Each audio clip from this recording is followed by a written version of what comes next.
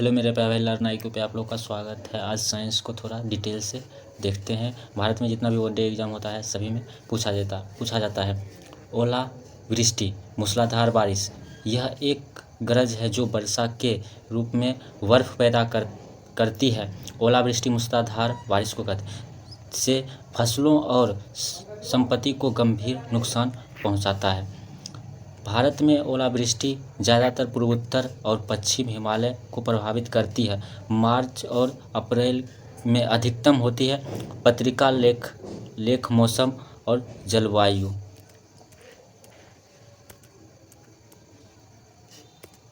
और अनावृष्टि मतलब सूखा होता है। यह प्राकृतिक जलवायु चक्र में एक लंबी शुष्क अवधि है जो दुनिया में कहीं भी हो सकती है, जिसको सूखा कहते हैं।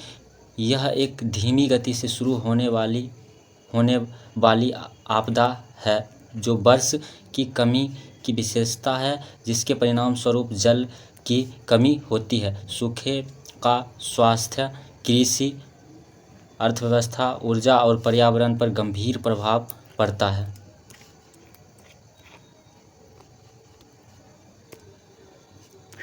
प्राकृतिक आपदाओं को मोटे तौर पर निम्न में वर्गीकृत किया गया है, जैसे स्थलीय आपदा, जैविक आपदाएं और जलीय आपदा। स्थलीय आपदा, इसमें भूकंप, ज्वालामुखी विस्फोट, भूस्खलन, हिमस्खलन और अवतरण आदि शामिल होते हैं। जैसे जैविक आपदाएं, इनमें फंगल, बैक्टीरियल, वायरल रोग जैसे बर्ड फ्लू, डेंगू आदि शामिल होते हैं।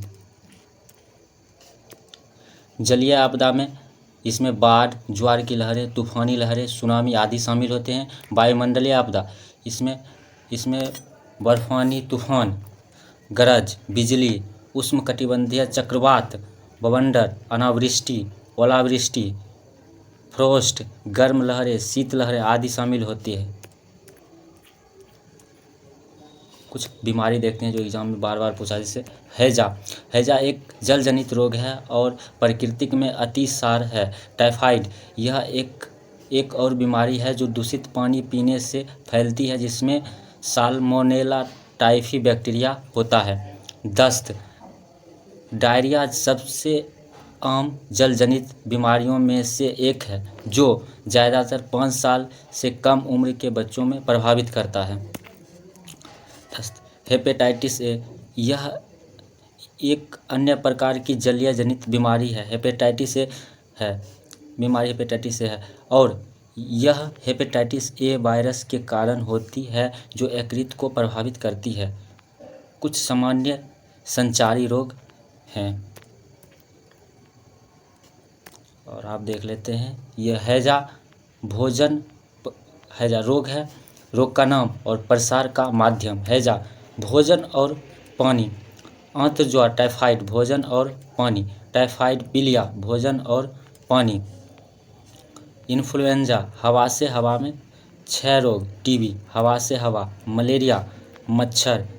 धनुष स्तंभ, टिटनेस, धूल या लोहे के संपर्क में आने से कटे हुए घाव। पोलियो भोजन और पानी से फैलता है। स्वाइन फ्लू, हवा से हवा। जैसे आप मिस्टेक कैसे करें, जैसे पोलियो तब फैलता है जब संक्रमित व्यक्ति मल, दूषित पानी या भोजन मल मौखिक संचरण के माध्यम से किसी अन्य व्यक्ति के मुंह में पहुंच जाते हैं। और दुर्बल परमाणु बल केवल कुछ परमाणु प्रक्रियाओं जैसे कि नाभिक के बीटा क्षय में ही प्रकट होता है। इस बल की सीमा 10⁻⁻16 m कोटि की होती है। दुर्बल परमाणु बल प्रबल परमाणु बल से दुर्बल होता है, लेकिन गुरुत्वाकर्षण बल से अधिक प्रबल होता है। आप देख लेते हैं प्रबल परमाणु बल। प्रबल नाभिकीय बल प्रोटॉन और न्यूट्रॉन को नाभिक में बांधता है। प्रबल नाभिकीय बल तब कार्य करता है जब नाभिकों के बीच की दूरी 10⁻⁻15 मीटर या 1 फर्मी मीटर से कम हो। उपस्थित उस स्थिति में यह स्थिर वैद्युत बल से भी अधिक प्रबल होता है।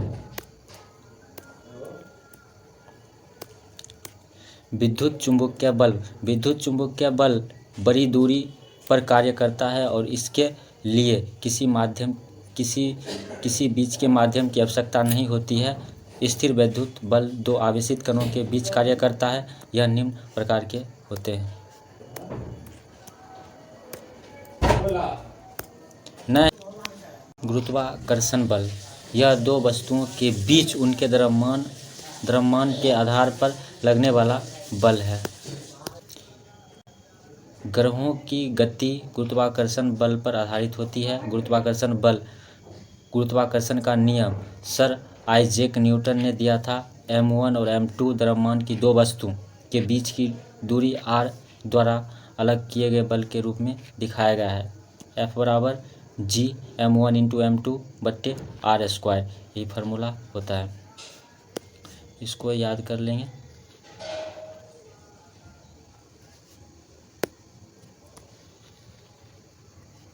बार बार कम आता है। जैसे g एक सार्वभौमिक गुरुत्वीय स्थिरांक जिसका मान g का मान 6.67 इंटू 10⁻11 न्यूटन मीटर स्क्वायर और kg इनवर्स 2 होता है।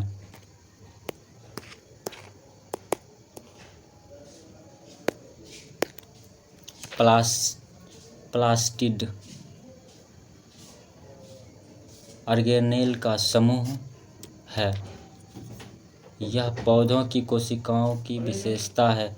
यह शैवाल में भी पाया जाता है। प्लास्टिड्स को 4 अलग अलग भागों में बांटा गया है।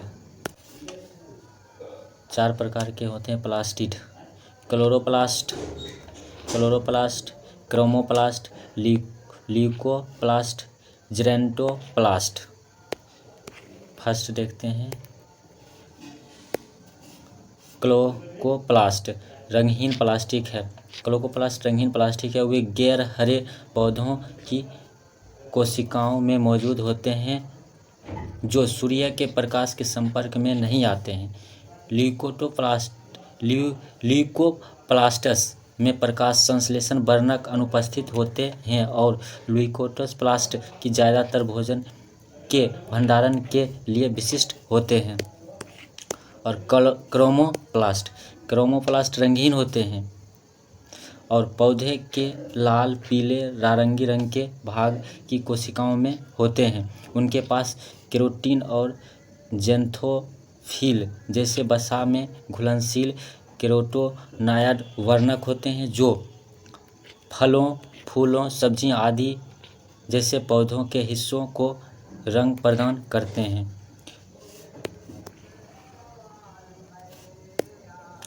क्लोरोप्लास्ट हरे पौधे में प्लास्टिड होते हैं जिनमें प्रचुर मात्रा में हरा रंग द्रव्य क्लोरोफिल होता है। ये ऑर्गेनेल प्रकाश संश्लेषण के लिए साइटों के रूप में काम करते हैं क्योंकि क्लोरोफिल प्रकाश तरंगदैर्घ्य को अवशोषित करने में सक्षम होते हैं जो प्रकाश संश्लेषण के लिए आवश्यक होते हैं। जेरोंटोप्लास्ट यह एक प्लास्टिड है जो क्लोरोप्लास्ट से पौधों के पत्ते के जीर्ण होने के दौरान विकसित होता है।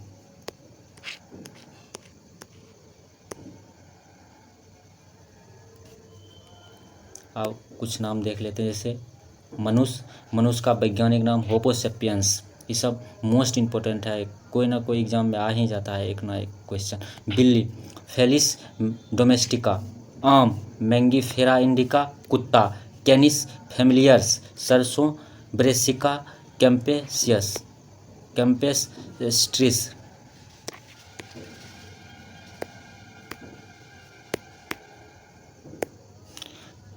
मीठा मटर पायसम ओटोरेटस। गेहूँ टिटिकम एस्टिवम। मक्खी मस्का डोमेस्टिका।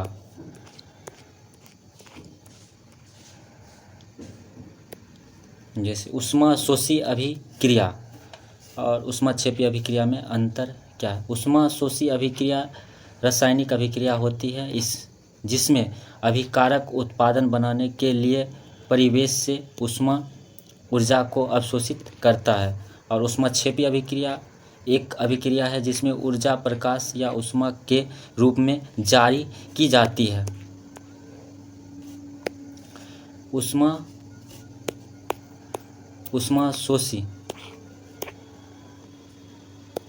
ऊष्माशोषी ऊर्जा आसपास से अभिक्रिया में अवशोषित होती है। ऊष्माशोषी ऊर्जा को प्रणाली से हल्के पर्यावरण में निर्मुक्त किया जाता है। ऊष्मा के रूप में ऊर्जा ऊष्मा विद्युत प्रकाश या ध्वनि के रूप में निकलती है। पिघलती बर्फ, वाष्पीकरण, खाना पकाना, गैस के अणु और प्रकाश संश्लेषण इसके कुछ उदाहरण। लोहे में जंग लगना, निष्पादन, रासायनिक बंधन, विस्फोटक और परमाणु विखंडन इसके कुछ उदाहरण हैं। यह है ऊष्माक्षेपी अभिक्रिया और ऊष्माशोषी और ऊष्माक्षेपी अभिक्रिया। सूत्र कणिकाएं इसमें कोशिका का ऊर्जागृह माना जाता है। सूत्र कणिका में 2 झिल्लियां होती है जिससे यह ढकी होती है। बाहरी झिल्ली परागम्य जबकि भीतरी झिल्ली दृढ़ता से वलित होती है। ये वलन एटीपी उत्पादन रासायनिक प्रक्रिया के लिए उपलब्ध सतह क्षेत्र में सुधार करते हैं। सूत्र कणिका ऊर्जा एटीपी एडेनोसिन ट्राइफॉस्फेट अणु के रूप में मुक्त होती है। एटीपी को कोशिका की ऊर्जा मुद्रा के रूप में जाना जाता है। इसका अपना डीएनए और राइबोसोम होता है। नतीजतन सूत्र कणिका अपने स्वयं के कुछ प्रोटीन उत्पादन कर सकती है। हरित लवक क्लोरोप्लास्ट वर्णक क्लोरोफिल युक्त क्लोरोप्लास्ट को हरित लवक के रूप में जाना जाता है। पौधे प्रकाश संश्लेषण के लिए हरित लवक पर निर्भर करते हैं। क्लोरोफिल के अलावा हरित लवक में विभिन्न प्रकार के पीले या नारंगी रंग के वर्णक होते हैं। इसमें कई झिल्लीदार परतें होती हैं जो स्ट्रोमा नामक पदार्थ में स्थित होता है। सूत्र कणिका की तरह प्लेस्टिड का अपना डीएनए राइबोसोम होता है।